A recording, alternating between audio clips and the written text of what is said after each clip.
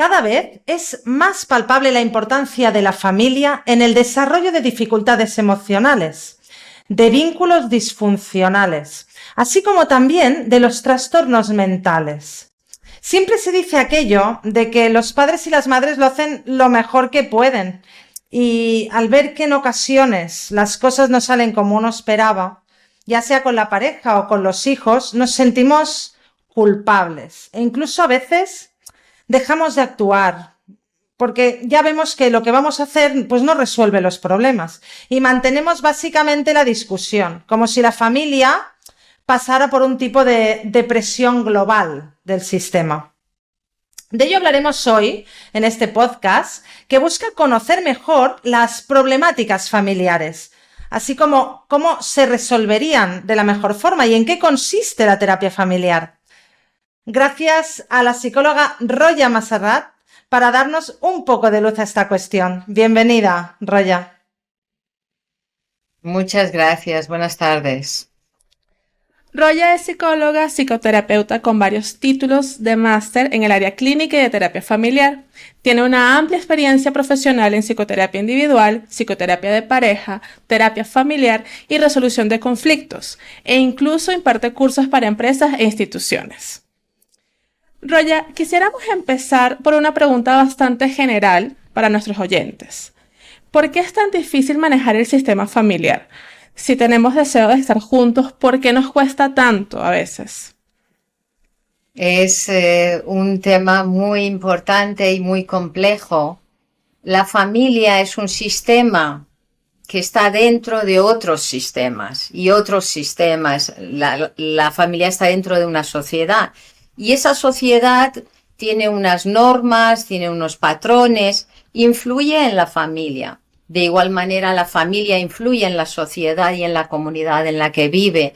Entonces, la complejidad viene porque hay diferentes niveles de cultura, de sociedad, de comunidad, de familia, y todos estos diferentes niveles están interactuando entre sí. Y la complejidad viene porque se influencian. La familia influencia a la sociedad influencia a nivel internacional, incluso la nación también, y todos van aprendiendo unos de otros y esos patrones de la cultura también vienen a la familia. Entonces la complejidad viene simplemente porque somos seres humanos, el cerebro humano es complejo y la sociedad es compleja. Entonces esa interacción todavía da mucha más complejidad y ahí viene la belleza de la familia y de la terapia familiar. Algunos autores como Bowen, Satir, Haley son fundadores de la terapia familiar, pero quisiera destacar una frase de Hoffman que en el año 1981 dejaba por escrito en el libro Los fundamentos de la terapia familiar. Está específicamente en el subtítulo y dice: un marco conceptual para el cambio de sistemas. En su origen, Roya ya formaba parte de la terapia sistémica y, por otro lado, ¿en qué consiste la terapia familiar? La terapia familiar es una manera de ayudar a las personas que están pasando por dificultades, ya sea un individuo, puede ser una persona psicótica, puede ser una persona con depresión, o toda la familia, a lo mejor conflictos familiares, conflictos entre la esposa y el esposo. Es decir, nosotros trabajamos en diferentes niveles y todos estos niveles vienen a ayudarse a mejorar la salud mental de todos, la salud emocional, tanto a nivel individual como de la familia. La terapia sistémica es una terapia muy práctica. Nosotros normalmente hacemos intervenciones muy prácticas, a veces de tipo más cognitivo, más conductual, más emocional. Nosotros también, los terapeutas familiares, utilizamos lo que nosotros sentimos, la contratransferencia. Nosotros utilizamos nuestras emociones, nuestro cariño hacia la familia, nuestro amor hacia la familia, incluso hacia esos miembros enfermos dentro de la familia, ese miembro psicótico, esa niña anoréxica, esa persona bulímica o esa persona con depresión mayor. Todos nosotros los traemos a terapia familiar y las intervenciones que hacemos normalmente es a nivel familiar, son mucho más efectivas que uno por uno ir a terapia individual, ¿sí? Son como terapias más Una cosa no quita la otra. vivenciales. Exactamente. Y venir a terapia familiar no quita que algún miembro de la familia o varios miembros vayan a terapia individual. ¿Mm? También podemos hacer dentro de la terapia familiar, dentro de estas reuniones familiares, y entrevistas individuales con algunos miembros. Por ejemplo, en la terapia de pareja.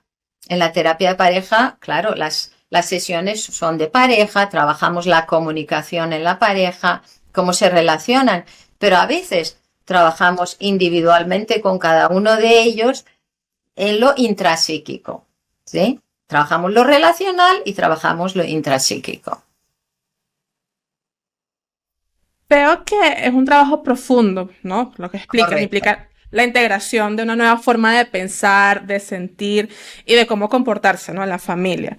Normalmente, Roya, ¿cuánto se tarda en cambiar el sistema familiar de desadaptativo a adaptativo? Bueno, esto depende también de las dificultades que presente la familia o lo que nosotros llamamos el paciente identificado, ¿no? El paciente que traen, el adolescente que traen o la persona con trastorno emocional. Depende, pero nosotros siempre decimos que una media de 12 sesiones viene a ser la media.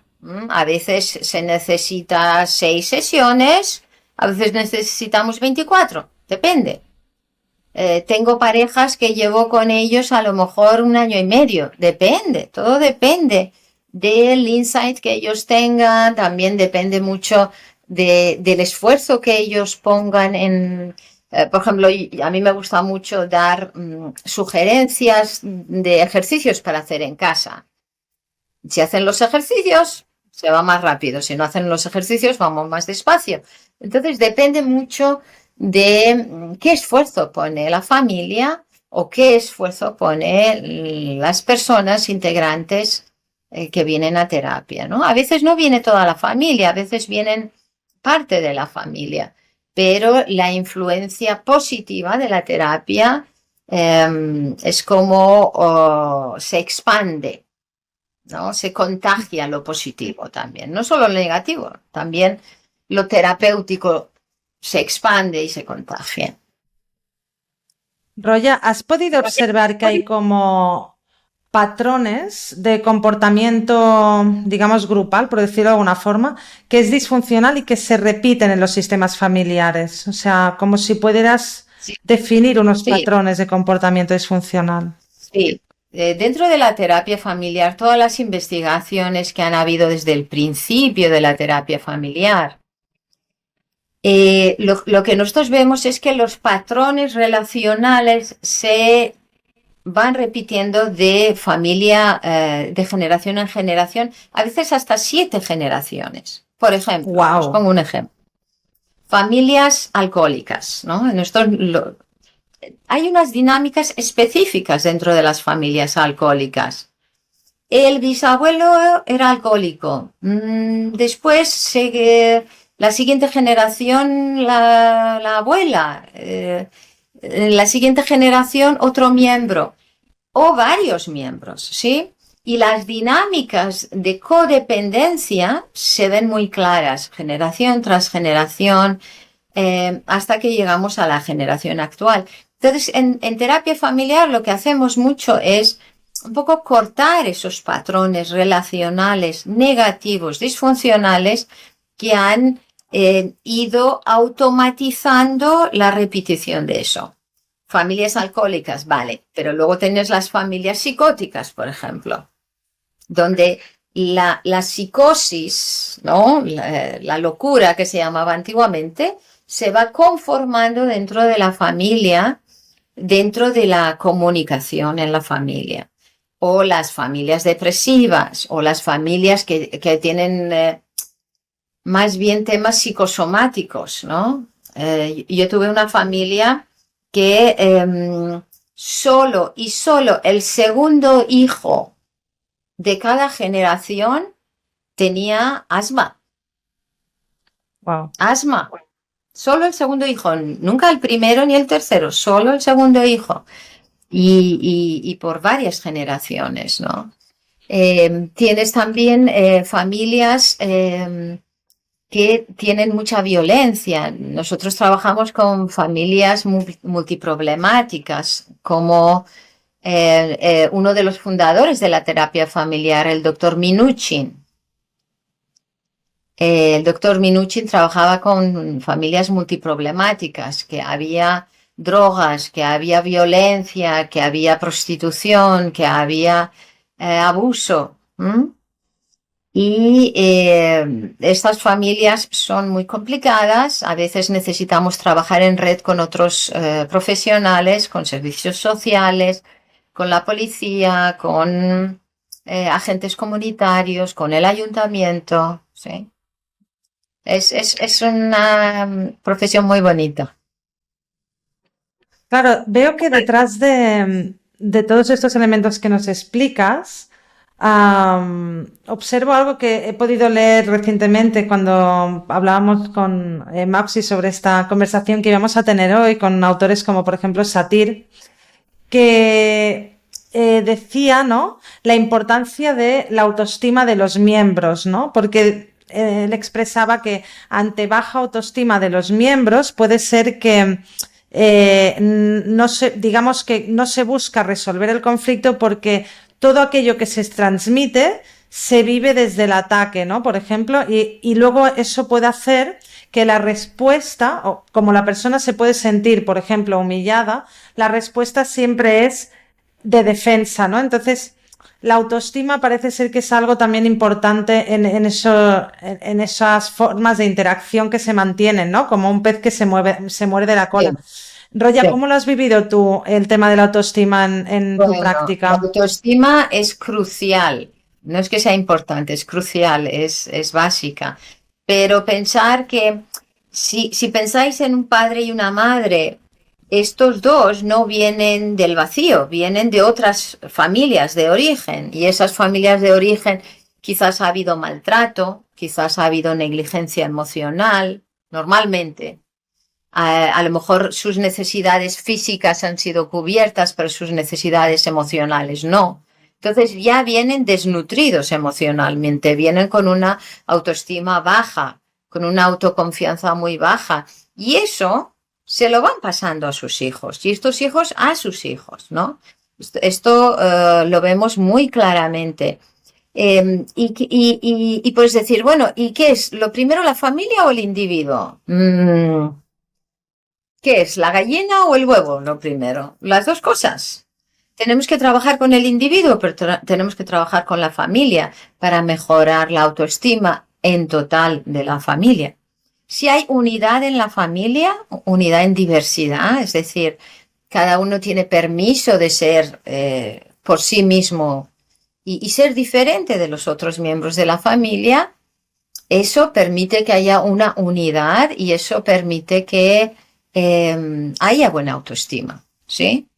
Pero si la familia no permite la individuación del individuo, de cada miembro de la familia, la autoestima va a ser baja y va a desarrollar patología. Veo que hay, desde esta terapia familiar, hay como mucho peso al contexto, ¿no? A veces hay esa típica explicación del origen del trastorno, si es más genético o del ámbito social de la familia, y quizá no se puede tan fácilmente decir, no, están los genes, ¿no?, de esa familia, el hecho de que haya una adicción que se va pasando, ¿no?, por herencia de alguna forma, sino que puede ser que haya una parte del contexto muy implicada en que se vuelva a desarrollar, ¿no? Estoy viendo esa parte, ¿no? Correcto. Nosotros vemos que sí que a nivel genético en nuestro ADN están escritos No solo nuestro color de pelo, nuestro color de ojos, o si vamos a ser bajitos o altos, pero también está escrito los traumas de nuestros abuelos, de nuestros bisabuelos, de nuestros padres. Y eso también se pasa a nuestros genes, ¿sí? Se han hecho muchas investigaciones con ratoncitos donde se le han dado pequeñas descargas de electricidad en las patitas a unos ratoncitos mientras le ponían olor a limón, por ejemplo.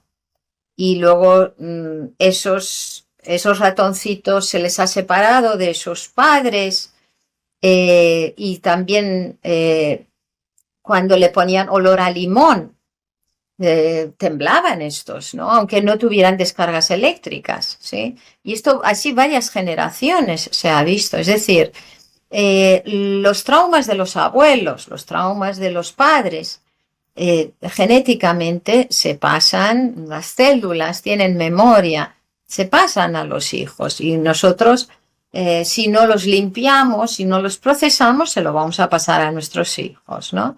Entonces, la terapia familiar lo que incide es en limpiar, procesar todo eso que nuestros padres, nuestros abuelos no pudieron. Qué bonito. Sí, la verdad que sí. Roya, ¿nos puedes contar un poco de las técnicas que te han resultado más útiles para tratar al grupo familiar? Bueno, nosotros utilizamos muchas técnicas diferentes, pero la técnica sistémica, ¿no? La sistémica que ve a la familia y un poquito ve la comunicación en la familia, la circularidad, nosotros hablamos de circularidad dentro de la comunicación de la familia, nosotros también observamos la jerarquía, ¿no? Si estos padres, ¿sí? Si están unidos como equipo parental o no. A veces cuando los padres no están muy unidos, uno de los hijos, es decir, un miembro del subsistema hermanos, de repente empieza a hacer de padre o empieza a hacer de madre, porque el padre es alcohólico o está enfermo o no está funcionando. Uno de los hijos toma el mando. Allí esa mezcla de subsistemas a veces da muchísimos problemas. Por ejemplo, ese hijo que está haciendo de padre de sus propios hermanos es un hijo parentalizado, es un hijo que cuando vaya creciendo va a tener depresión, cuando vaya creciendo va a tener sensación de mucha ansiedad y mucho peso en sus hombros, pero pues, es un peso que los padres le pusieron de niño, ¿sí? ¿Y eso cómo lo puedes trabajar? Si la persona nos trae a sus padres, si es por ejemplo un adolescente, ¿no? Que viene con los padres y es un adolescente que está siendo reactivo, que está siendo violento, que está siendo, como dicen los padres, rebelde, ¿sí? Nosotros miramos si ese adolescente está triangulado, es decir, ha entrado en el subsistema de los padres. Y hablamos de cómo volver a unir el subsistema de los padres y sacar a ese hijo. ¿Cómo lo hacemos? A través de la palabra, a través de ver en qué situaciones sí ese equipo parental está unido y en qué situaciones no. A veces hacemos entrevistas individuales con el adolescente. Ayudamos al adolescente que se distancie, no a través de la rabia y del enfrentamiento, sino un poquito que empiece a mirar a sus propias necesidades y empiece a desarrollar su propia vida, ¿no? Un poquito emancipándose emocionalmente de los padres, aunque viva en la casa de los padres, pero un poquito su proceso de individuación. También a mí me gusta mucho trabajar con las sillas. A veces ponemos dos sillas enfrente el uno del otro y les pedimos que que hagan reconocimientos el uno al otro, ¿no? Por ejemplo, los padres, ¿no? Que digan lo que les gusta el uno del otro y hoy, esta mañana me has hecho un zumo de naranja y me he sentido muy, muy cuidado por ti, ¿no? Estas cositas pequeñas, pero que a veces las familias se olvidan de decir cosas bonitas y reconocimientos. Entonces, traemos la validación y el reconocimiento a la familia y les enseñamos a reformular lo negativo, la crítica, el juicio, la humillación, reconvertirlo en algo positivo, ¿sí? Porque eso daña a la familia, la crítica, el juicio, la humillación.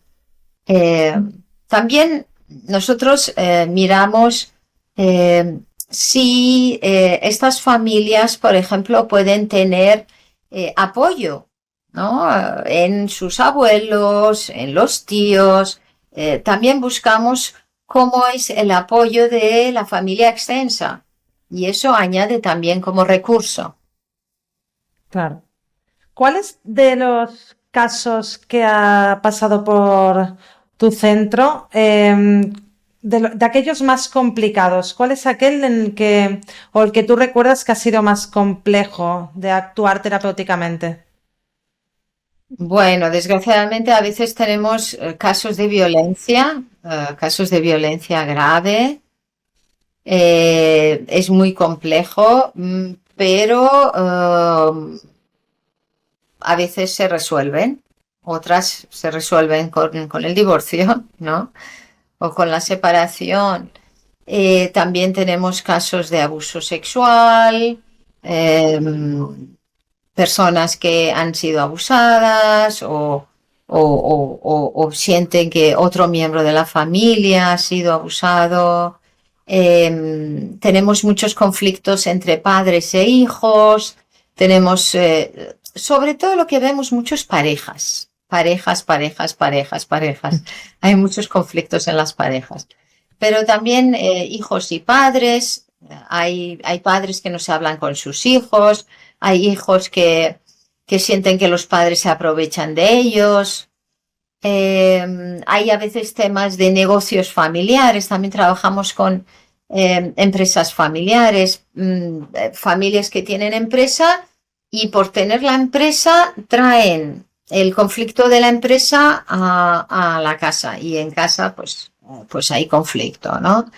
Esto también lo vemos, ¿no? Hay casos muy graves con personas pues muy dañadas, muy deprimidas por la situación familiar. Están como atrapados en la familia y no saben cómo poder resolver. Sobre todo gente joven. A mí me da mucha pena. Mucha gente joven sufriendo. Adolescentes, jóvenes, niños, muy traumatizados.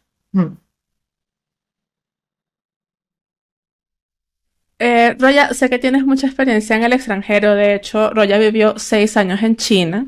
Y teniendo en cuenta la importancia del contexto en la formación de las familias y sus movimientos estructurales, ¿consideras que cambian mucho los conflictos o se parecen bastante entre sí, por lo menos en lo fundamental? Ah, todos somos seres humanos y todos tenemos las mismas emociones, la alegría, la tristeza, la rabia, los sentimientos de vergüenza, de culpa. Todos los seres humanos tenemos lo mismo, ¿no? El significado de cada emoción a veces puede teñirse de una manera o de otra. Hay culturas más centradas en la culpa, otras más centradas en la vergüenza, depende, ¿no? Por ejemplo, en China yo he trabajado mucho con parejas interculturales, familias interculturales, que uno era de un país, de una cultura o de una religión y otro de otra, y se casaban y estaban pues trabajando en China, ¿no? Y era muy bonito porque veías como las dos culturas, si hay amor, hay respeto, eso sí, si hay respeto, porque el amor no fluye sin respeto, el respeto es como el canal para que fluya el amor, ¿sí? Si hay respeto, las parejas interculturales, interreligiosas, se van sintonizando y funcionan muy bien, ¿sí? Pero aparte del amor, siempre hace falta respeto. Con el amor no basta. De hecho, hay un libro de terapia familiar que se llama Con el amor no basta.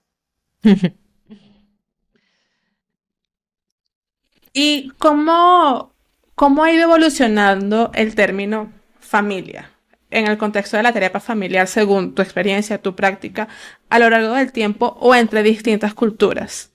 A ver, la terapia familiar es un tipo de terapia muy nueva. Tiene unos 50 años, ¿sí? No hace muchísimo que se formó y hay diferentes terapeutas y diferentes corrientes dentro de la terapia familiar. Yo he tenido, por ejemplo, el placer de conocer a Minuchin, he tenido el placer de conocer a Mara Selvini, que no sé si conocéis Mara Selvini, de la escuela de Milán, fundó una de las escuelas de Milán. Y Mara Selvini es una de las grandes fundadoras de toda Europa de la terapia familiar. Falleció ahora hace poquito. La familia ha ido evolucionando, sí, sí. Y ha habido un gran hito muy importante hace 100 y pico años. Y es que hasta hace 180 años la humanidad no se había establecido la igualdad del hombre y la mujer. Antiguamente las familias todas eran muy jerarquizadas. El hombre era el cabeza de familia y luego la mujer y los hijos estaban por debajo. Y eran a veces como posesiones del hombre, ¿sí? Incluso en algunos países se podía vender, y todavía desgraciadamente lo hacen, venden a las mujeres, las compran como si fueran objetos, ¿no? Se trafica con las mujeres y no ha habido en toda la historia de la humanidad una igualdad entre el hombre y la mujer. Hace 180 años es una nueva época en la humanidad, se ha establecido esta igualdad y eso dentro de las familias tiene una implicación muy grande porque lo que antes era jerarquizado, ahora la palabra familia tiene un nuevo significado, donde ya no es complementario la relación, que antes hablábamos de complementariedad y simetría, ya no es complementario, ahora es más simétrico, como dos alas de un mismo pájaro, dos alas que tienen que estar los dos alas bien extendidas para que este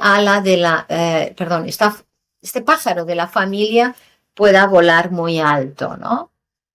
Esto tiene muchas implicaciones de que la mujer pueda votar, por ejemplo, hace 100 y pico años, 100 años o menos, las mujeres pueden votar, las mujeres pueden estudiar en la universidad, las mujeres pueden ser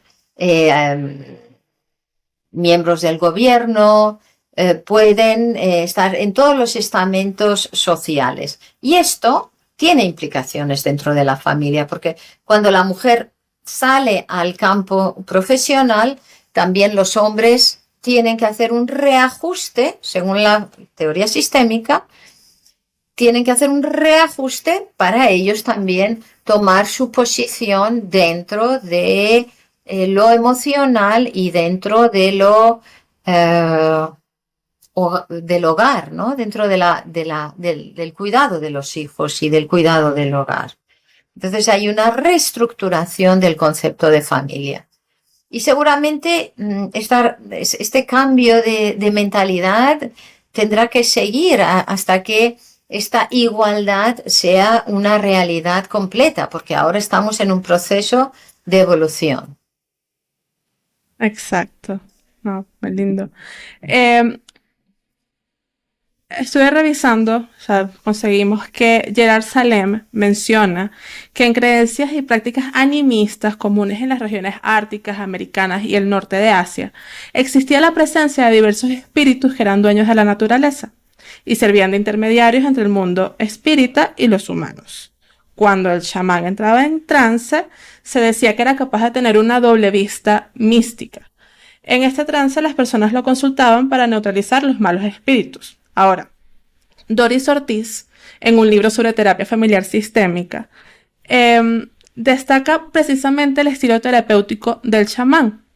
Nunca trabajaba de manera individual con el enfermo, sino que siempre había la presencia de sus vecinos y amigos, invitaba a participar a la ceremonia a todos ellos. Se trataba como un proceso colectivo, ¿no? Como apoyo para el proceso terapéutico, y se valoraba mucho el vínculo parentesco. La terapia familiar puede ser mucho más antigua de lo que pensamos. Nos dices que es algo relativamente nuevo, pero ¿qué opinas de esto? O sea, ¿cuál realmente es el origen de la terapia familiar? Bueno, en toda la humanidad ha habido sabios o ancianos o grupos de ancianos que ayudaban a las familias, no solo estos chamanes que tú mencionas, sino asambleas de ancianos que ayudaban a las familias que tenían problemas, personas sabias, personas con conocimiento, con experiencia, que ayudaban a las familias en sus dificultades o en sus trastornos, ¿sí? Ahora, la terapia familiar, como la conocemos, más científico, digamos, solo tiene unos 50 años y empezó con la base de la teoría de sistemas, ¿no? La teoría de sistemas que dice que un sistema tiene diferentes elementos y dentro de los elementos hay diferentes interacciones y si se mueve un elemento dentro del sistema, todos los demás elementos se tienen que reestructurar, ¿no? Es decir, el sistema es un sistema vivo y va creciendo y va cambiando y va pasando por momentos de homogeneidad y momentos de diferenciación, ¿sí? Va pasando por momentos de cambio y momentos de crisis. Entonces, la teoría de sistemas es, digamos, la base de la terapia familiar sistémica, que es la que yo estoy utilizando. Pero también la terapia familiar sistémica también se nutre de la teoría de la comunicación humana y también de la cibernética, porque la cibernética también estudia cómo los diferentes sistemas trabajan en red y cómo estos diferentes sistemas entre ellos también crean otro sistema y buscan la homeostasis o también diferentes niveles de conciencia dentro de los diferentes sistemas, ¿no? También la terapia sistémica, la terapia familiar sistémica, también se nutre de la teoría constructivista. Y dentro de la teoría constructivista se nutre de todo lo que es hay dos ramas dentro del constructivismo o socioconstructivismo. Uno que es más conversacional y el otro más narrativo. De la línea más narrativa, yo, gracias a Dios, me encanta y he podido conocer a Michael White, por ejemplo, de Australia, uno de los grandes autores que ha escrito unos libros muy interesantes sobre la narrativa que os animo a leer. También a Epstone, que es de Nueva Zelanda y que también ha escrito sobre cómo ayudar con cartas, cómo ayudar con poemas, cómo ayudar con pequeños certificados, ¿no? A las familias, ¿no? Con diferentes técnicas muy interesantes. También dentro de la terapia familiar sistémica tenemos que dar las gracias mucho a Mara Selvini de Italia, que ya os comenté, que ella trajo todo esto de la paradoja, contraparadoja y cómo ayudar a las familias con trastornos alimentarios. Interesante. Roya, quería preguntarte sobre el brain spotting que estábamos comentando antes de empezar. ¿Nos puedes explicar un poco qué es, de qué trata esta técnica de psicoterapia? Bueno, sí. Brainspotting sí que es todavía más nuevo, solo tiene 30 años. En el 2000, no, 30 menos.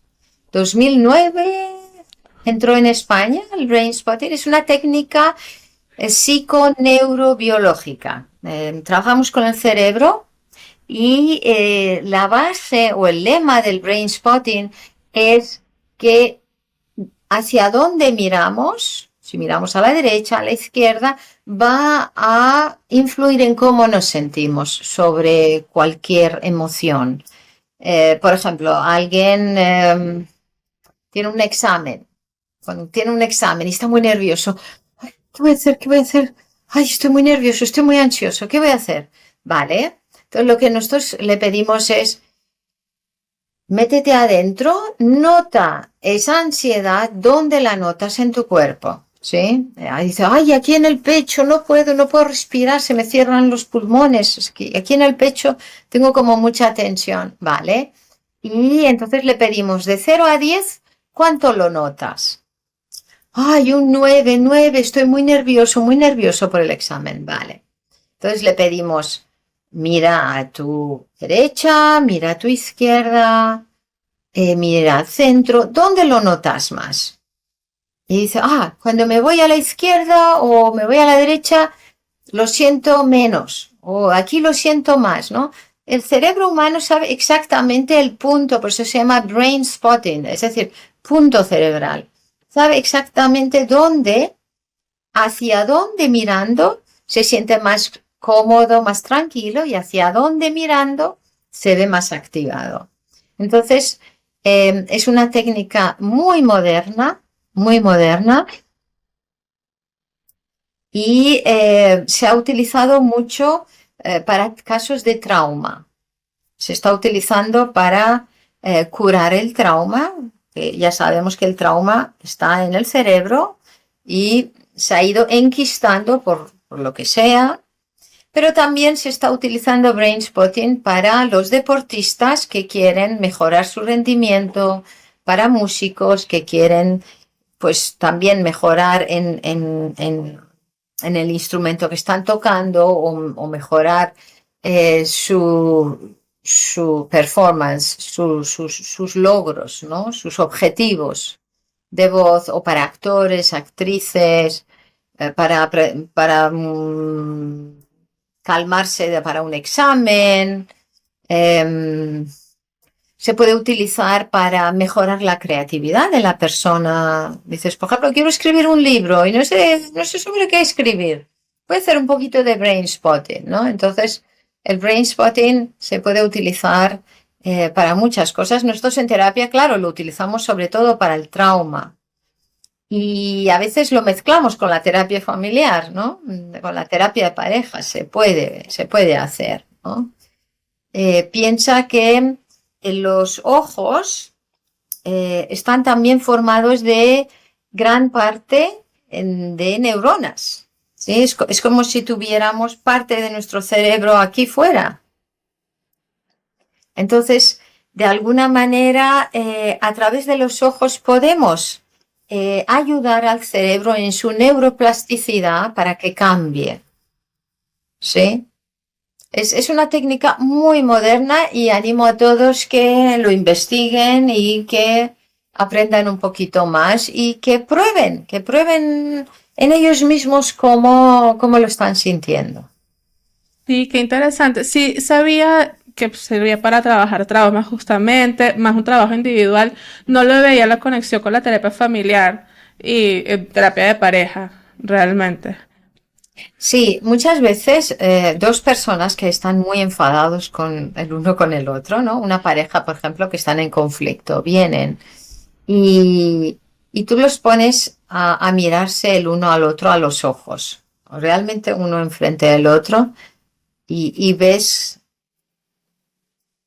mirándose, y también les ponemos una música especial, es una música que va de un oído al otro para estimular la integración interhemisférica, Les ponemos una música que induce el parasimpático, el sistema nervioso parasimpático, y se van mirando a los ojos y toda esa rabia, toda esa tensión que tenían, baja, baja, baja, baja, y pueden empezar a hablar de aquello que se habían enfadado con un tono mucho más respetuoso, con un tono más tranquilo, con un tono más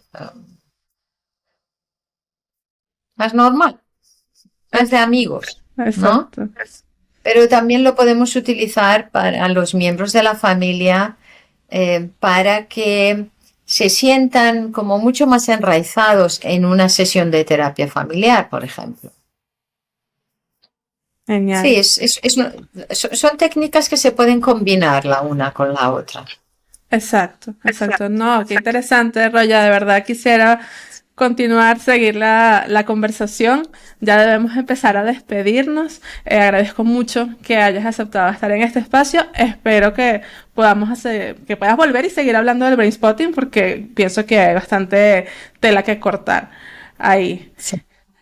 Antes de irte, Un placer. sí, bueno. Antes de irte, a todos nuestros invitados les pedimos 3 cosas. La primera es que nos recomiende un libro a nosotros y a todos nuestros oyentes. Un libro de terapia familiar, por ejemplo. Sí, si quieres. El que tú quieras que nos recomiendes, mira, deberían leer. Wow. Mi libro favorito de terapia familiar se llama La Red Invisible. No sé si lo tengo por aquí. No lo tengo acá, pero estoy en mi despacho y tengo varios libros aquí, pero ahora mismo este no está. La Red Invisible es un poco análisis del vínculo entre padres e hijas, padres e hijos, madres e hijas, madres e hijos, desde el punto de vista de género. Interesante. Ya sabéis que dentro de la terapia familiar luego hay diferentes tipos de terapia familiar, ¿no? La estructural, la constructivista. Entonces, la terapia familiar con base de género, digamos, más feminista, de Olga Silverstein, Peggy Papp, estos autores han escrito este libro que es muy, muy recomendable, es un poco gordito, pero es precioso de leer, súper interesante y súper fácil de leer con muchos casos. Para los estudiantes de psicología es muy recomendable. La Red Invisible, en inglés está también The Invisible Web en inglés. Lo tenéis en castellano y en inglés. No, genial. Lo voy a buscar definitivamente. Roya, ahora, ¿qué persona nos recomendarías que invitáramos al podcast? ¿Qué persona para invitar al podcast? Mira, Mario Salvador es la persona que ha introducido el brainspotting en España. Él ha escrito varios libros. Uno de los libros se llama Más allá del yo. Es su primer libro. Él